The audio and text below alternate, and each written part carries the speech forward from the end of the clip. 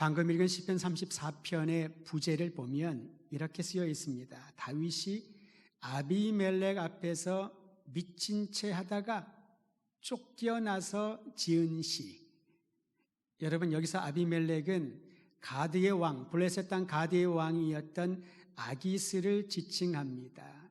같은 사람인데 이름을 좀 다르게 표현했지요. 이 사람 앞에서, 이방민들 앞에서 다윗이 쫓겨납니다. 미친 채 하고 쫓겨나서 지은 시가 이렇다고 합니다.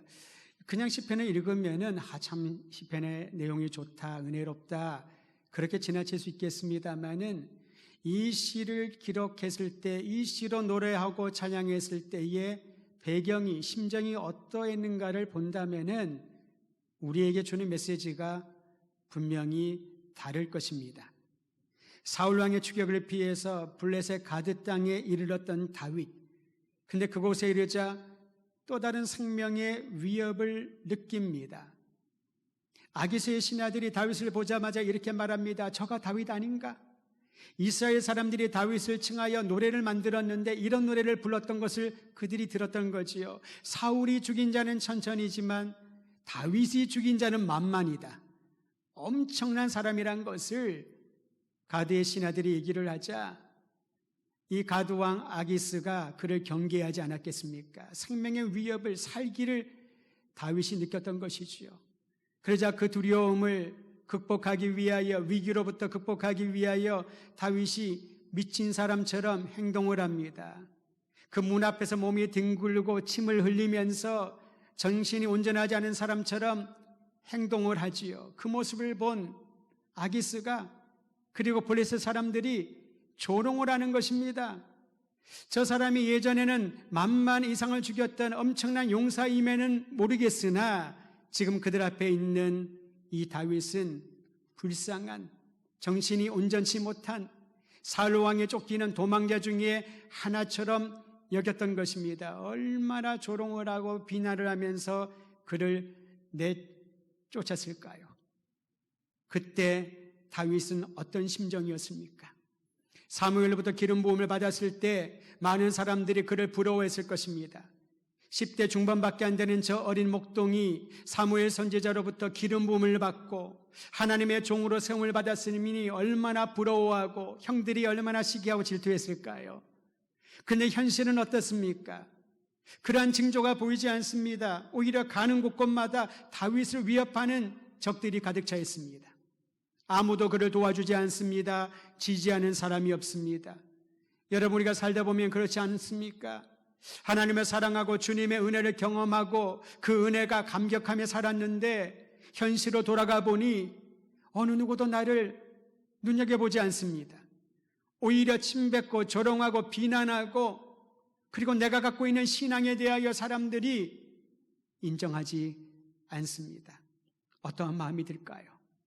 그러한 상황에서 다윗은, 최악의 순간에 다윗은 하나님을 찾고 주님 품 안으로 피하는 결정을 했습니다.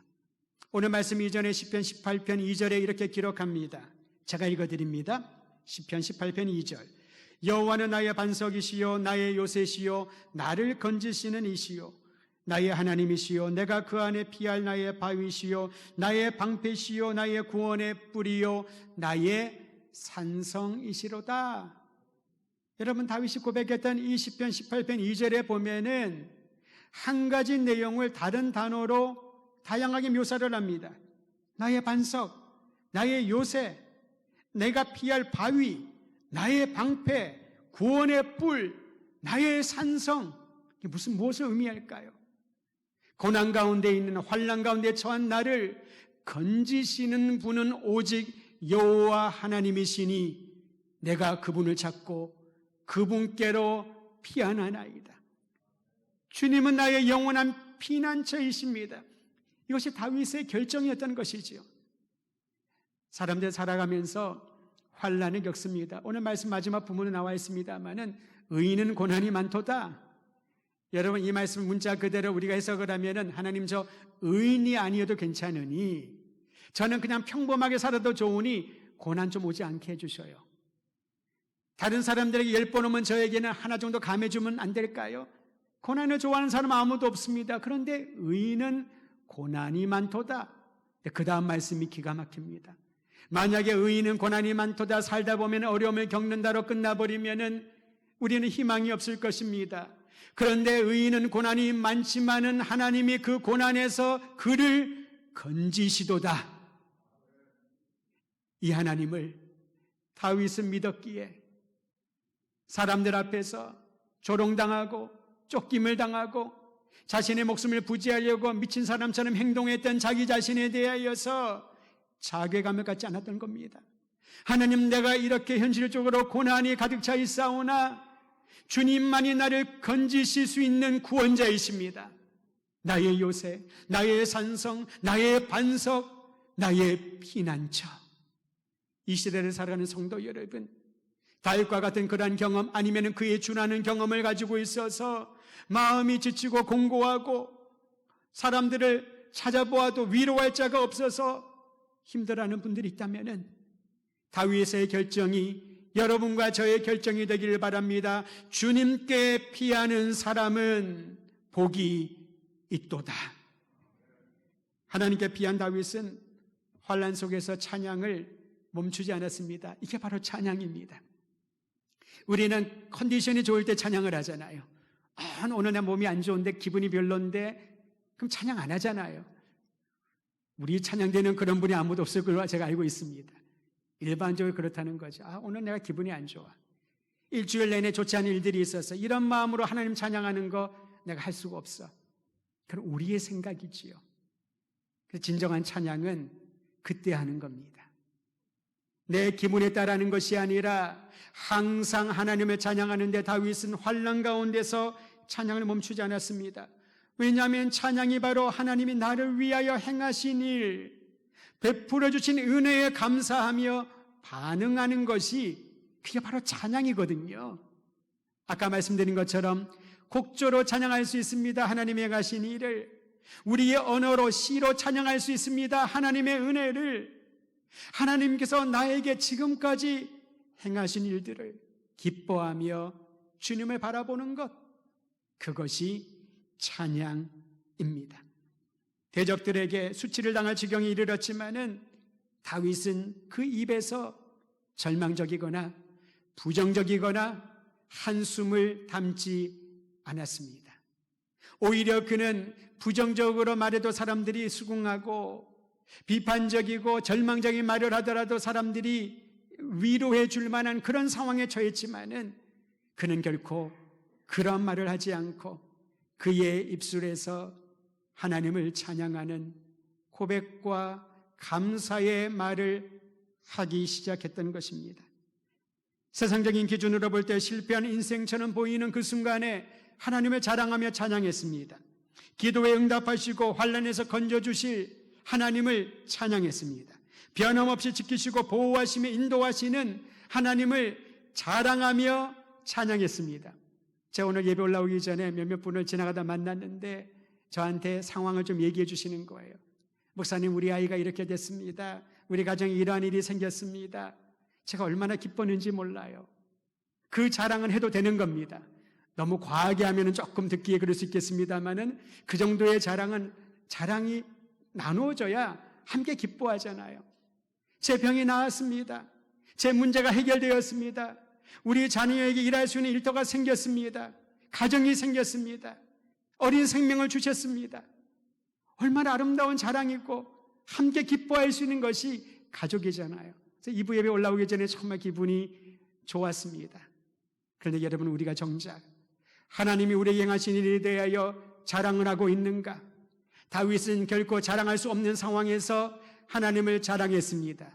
그분은 나를 건지실 것이고 그분은 나의 기도에 응답하실 것이고 내가 지금 이렇게 비참하게 아무도 내 주변에 없지만은 하나님이 나와 함께 하심을 자랑하며 찬양했습니다. 그것이 바로 믿음의 삶이지요. 어떻게 환난에 처해도 다윗이 하나님을 찬양할 수 있었을까요? 하나님을 경험했기 때문입니다. 오늘 말씀은 이렇게 말합니다. 우리 함께 읽도록 하지요. 34편 8절입니다. 8절 말씀 한 목소리를 읽습니다. 시작. 너희는 여호와의 선하심을 맛보아할지어다. 그에게 피하는 자는 복이 있도다. 왜 그런 말이 나온지 모르겠는데 예전에 조금 누구랑 다툼이 있으면 이런 얘기 하잖아요. 너 맛 좀 볼래? 안 좋은 말이죠. 손맛을 볼래? 그런 말인 것 같습니다. 성경에 보니 우리가 다양한 것들을 맛볼 수 있는 경험이 있는데 하나님의 선하심을 맛보아할지어다. 어떻게 다윗이 이런 말을 할 수 있었을까요? 그가 하나님의 선하심을 맛보았던 거지요. 좋은 음식, 맛난 음식 먹으면은 누구에게 알려주고 싶지 않습니까? 사랑하는 사람이 생각이 납니다. 근데 요즘은 굳이 나와 상관이 없는 사람이더라도 SNS를 통해서 사람들에게 알려줍니다. 어디 가면은 정말 맛있어요. 막 설명도 쓰지요.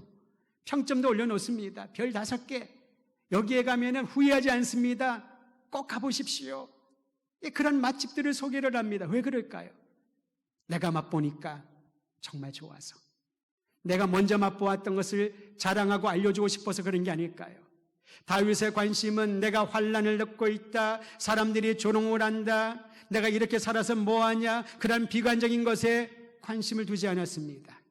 하나님께 관심을 두었던 것이지요. 주님께 가치를 두었던 겁니다. 하나님께서 행하신 그 일, 그가 경험하고 맛보았던 주님의 선하심을 사람들에게 알려주고 싶었던 것입니다. 신앙생활의 백미가 여기에 있습니다. 하나님의 선하심을 맛보는 일입니다. 우리가 지금 코로나를 지나면서 식탁의 교제를 잠시 멈추었잖아요. 언젠가 또 재개할 시간이 있을 것을 기대합니다. 그런데 여러분, 어쩌면 그 만난, 전국에서 가장 만난 우리 성도들의 음식 솜씨를 맛보고 교제할 수 있는 기회를 잠시 멈추었지만은 오히려 이 시간이야말로 하나님의 선하심을 맛보고 기뻐하고 광야 같은 세상에서도 주님이 주시는 최고의 만찬에 동참할 수 있는 은혜를 경험할 수 있는 기회인 줄 믿으시기를 바랍니다. 하나님의 선하심을 맛보아야 자랑하며 찬양하며 증거하게 되는 것이지요. 우리 아버지신 하나님은 자녀된 우리에게 최상의 것을 주고 싶어 하십니다.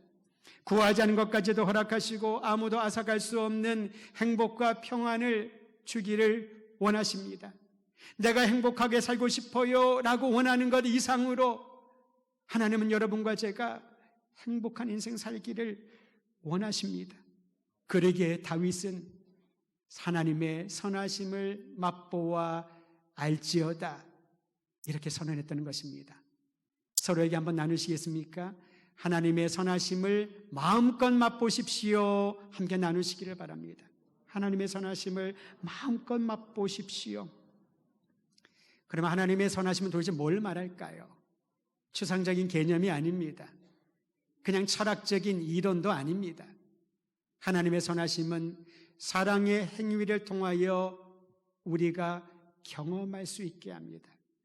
여러분, 누군가에게 사랑을 받는다는 거 아시잖아요. 말로 해서도 알지만은 느낌으로 알잖아요. 내가 사랑받고 있구나. 내가 사랑받고 있구나. 사랑받지 못하는 사람들은 표가 납니다. 아무에게도 사랑이라고 하는 것을 경험하지 못한 이들은 삶이 그렇게 행복해 보이지는 않습니다. 그 사랑의 행위를 통하여 우리가 하나님의 선하심을 맛보아 알게 하시는 겁니다. 주님이 보여주신 사랑은 상황이나 조건에 따라 있었다 없었다, 주었다 빼앗는 그런 감정이 아닙니다. 피보다 진하다는 혈육도 아닙니다. 의리도 아니지요. 하나님의 사랑은 생명을 내어주신 행위를 통하여 우리에게 보여주셨습니다. 그것이 우리가 바라보고 있는 그리스도의 십자가입니다. 십자가를 볼 때마다 나를 위하여 나를 사랑하신, 자신의 독생자까지 내어주신 하나님의 사랑을 경험하라고, 힘들고 어려웠고 우리의 인생이 너무나도 공고할 때에 십자가를 바라볼 때마다 그래도 희망을 가지라고, 절망하지 말라고, 주님이 죽기까지 여러분을 사랑하셨다고, 이것을 십자가 안에서 십자가를 통하여 보여주고 있습니다. 이것이 복음입니다. 내가 예수 믿는 이유, 내가 하나님께 예배드리는 이유, 내가 주의 말씀을 앙망하고 주의 이름으로 봉사와 섬김과 헌신을 하는 그 모든 이유가 십자가의 복음이 오늘 나에게 주어졌기 때문에 저는 우리 더드림교회 성도들이 이 십자가의 복음의 능력 날마다 맛보며 우리를 향한 주님의 선하고 온전한 뜻을 경험하기를 주의 이름으로 축원드립니다. 하나님께 피한 사람은 주님을 경외하는 법을 배우게 된다고 합니다. 너무 놀랍지 않습니까? 시편 34편 9절 말씀도 함께 읽겠습니다. 9절입니다. 시작. 너희 성도들아 여호와를 경외하라. 그를 경외하는 자에게는 부족함이 없으리로다. 명령입니다. 여호와를 경외하라. 스승의 자리에 있지도 않고 왕의 자리에 있지도 않고 다윗이 저런 상황에서 누구한테 얘기한들 누가 듣고 싶어 할까요? 근데 다윗은 미래를 봅니다. 지금 꼬질꼬질한 자신의 모습을 본 것이 아니라 미래를 봅니다. 하나님의 약속을 바라본 것이지요. 너희 성도들아 여호와를 경외하라. 하나님께 피하는 자들아 여호와 경외하는 법을 배우라. 명하고 도전하고 있습니다. 왜 하나님을 경외하는 마음이 이토록 중요할까요? 한 사람의 인생과 공동체의 삶에 거룩한 변화를 일으키는 것이 하나님 경외하는 마음이기 때문에 그렇습니다. 하나님 경외하는 마음을 가지면 어떤 현상이 나타나냐면 어떤 거룩한 변화가 일어나냐면 자기 생각대로 함부로 얘기하거나 행동하지 않습니다. 그게 놀라운 변화입니다. 본인이 알죠. 다른 사람들보다 본인이 더 잘 알고 있습니다. 사실 인생의 허무와 공허가 지속된다는 것을 깨닫는 데는 오랜 시간이 걸리지 않습니다. 요즘 우리 10대 아이들도 보면은 그렇게 인생이 재미없대요. 벌써 허무를 느끼는 거죠. 공허가 무엇인지를 몸소 체험하고 있는 상황입니다. 사람들은 그 허무와 공허를 채우기 위해서 갖은 노력을 하지 않습니까? 돈으로 채우려고 하고 명예로 채우려고 하고 사회적 지위로 채우려고 하고 과시를 하면서 자신의 결핍을 채우려고 합니다. 아무리 봐도 20대 초중반밖에 안 됐는데 억대에 해당하는 외제차를 스포츠카를 막 몰고 다닙니다. 우는 부모가 부자라서 그렇게 선물로 줬는지는 모르겠습니다만은 빌려서 타는지는 모르겠습니다만은 그게 왜 그럴까요? 그게 공허하다는 거거든요. 과시를 해서라도 그 마음을 채우고자 하는 우리의 본능적인 행동입니다. 그런데 아무리 애쓰고 노력해도 이 공허한 인간의 욕구는 채워지지 않습니다. 경험해서 알고 주변의 사람들을 보면은 우리는 또 알고 배우게 되는 겁니다. 반면에 하나님을 경외하는 사람에게 주님이 주시는 약속이 있습니다. 조금 전에 읽었던 말씀 제가 한번 읽어드리지요. 그를 경외하는 자에게는 부족함이 없으리로다. 여러분, 부족함이 없다는 게 무엇을 말할까요? 다 채워졌다라는 말입니다.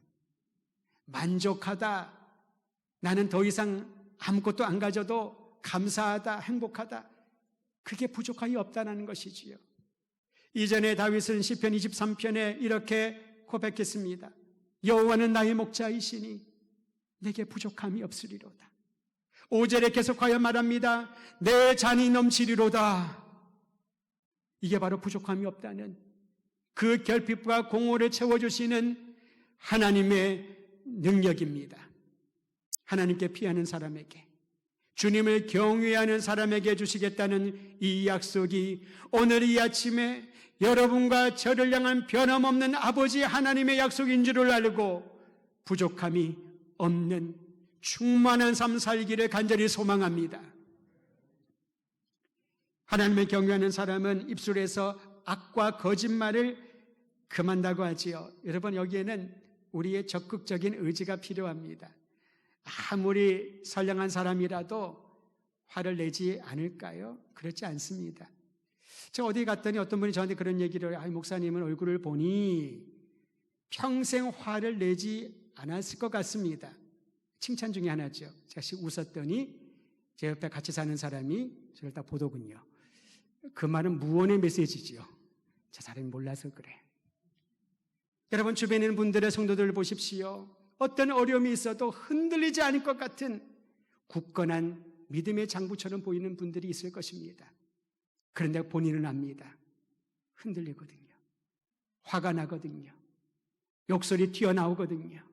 내 안에 좋지 않은 그런 얘기들이 어떤 경우에는 자신을 보호하기 위하여서 거짓말을 하기도 하거든요. 그게 바로 우리입니다.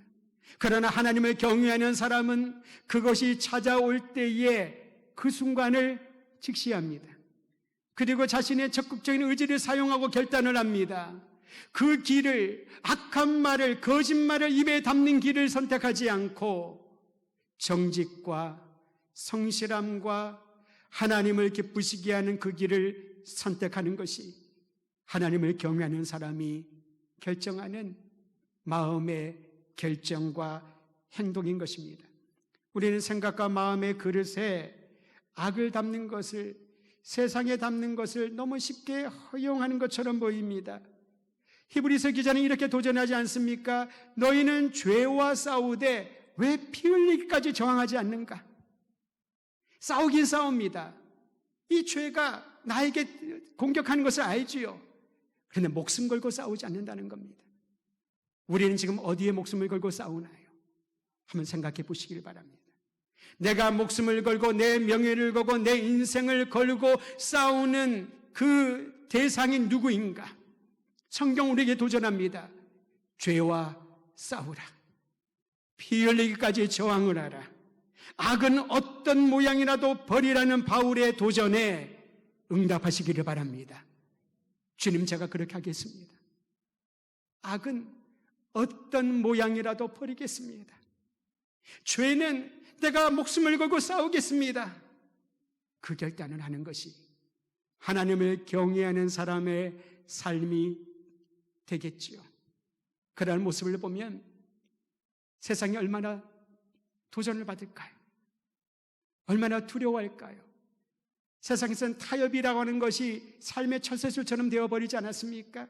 이 정도는 좀 타협을 해도, 이 정도는 그냥 눈 감아줘도 큰 문제가 없으니 그게 모두에게 좋아. 근데 성경은 악은 어떠한 모양으로 버려라. 죄는 목숨 걸고 싸우라. 죄가 한 사람의 인생에, 가정의 자녀들에게, 이 사회에 들어오는 것을 그냥 보고 있지 말아라. 저항하여라. 대항하여라.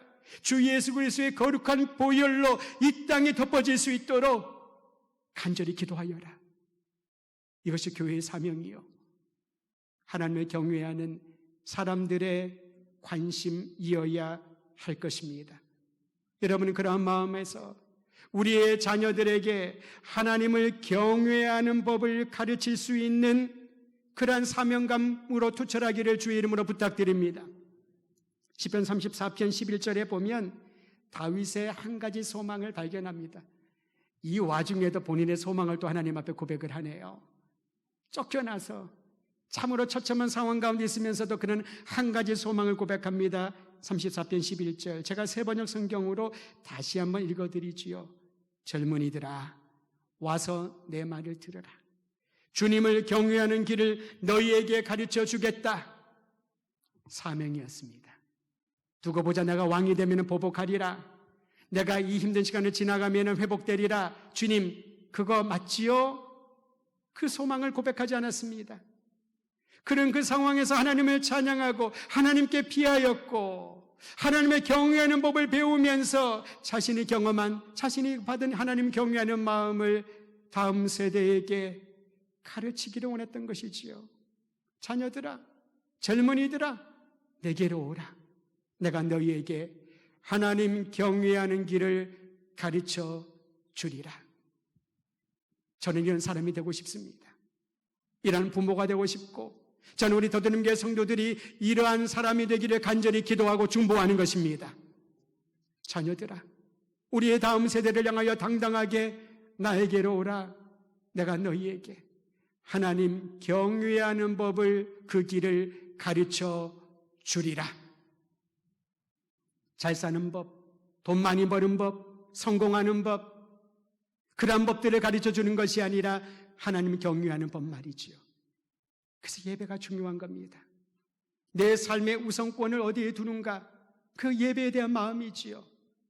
그래서 말씀이 중요합니다.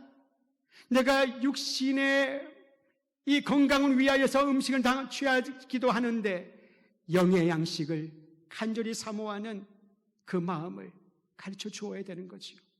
그래서 기도가 중요한 것입니다. 아무도 기도하지 못하는 그런 순간에 하나님 앞에 엎드려 부르짖고 기도하는 그런 마음이 중요한 것이지요. 얼마 전에 SNS에서 우리 선배 목사님이 본인의 경험을 얘기한 것을 읽고 제가 동감을 했습니다. 우리 새벽 기도를 끝나고 나는데 뒤에서 어떤 분이 목사님 부르시더래요. 돌아봤더니 85세 된 은퇴 권사님이셨대요.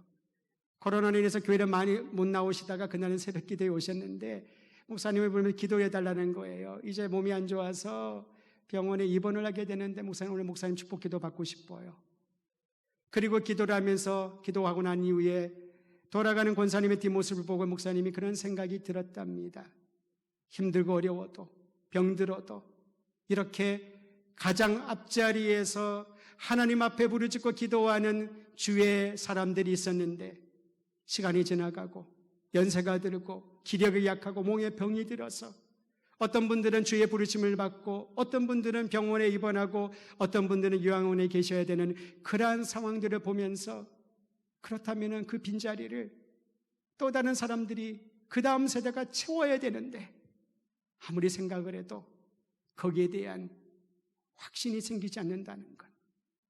그 글을 SNS에 올린 것을 제가 보고 기도하게 됩니다. 모두가 공감하는 것이지요. 그러나 하나님 우리에게 희망을 주십니다.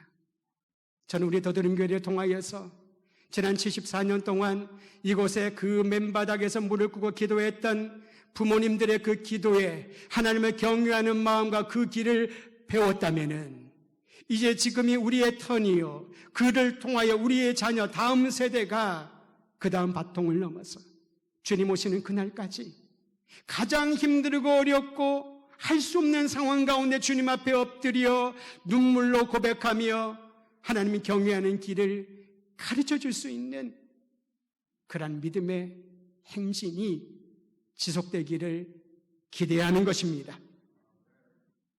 마음이 상한 자 곁에 계시고 낙심한 자를 위로하시는 하나님, 다윗은 그 하나님께 소망을 둡니다.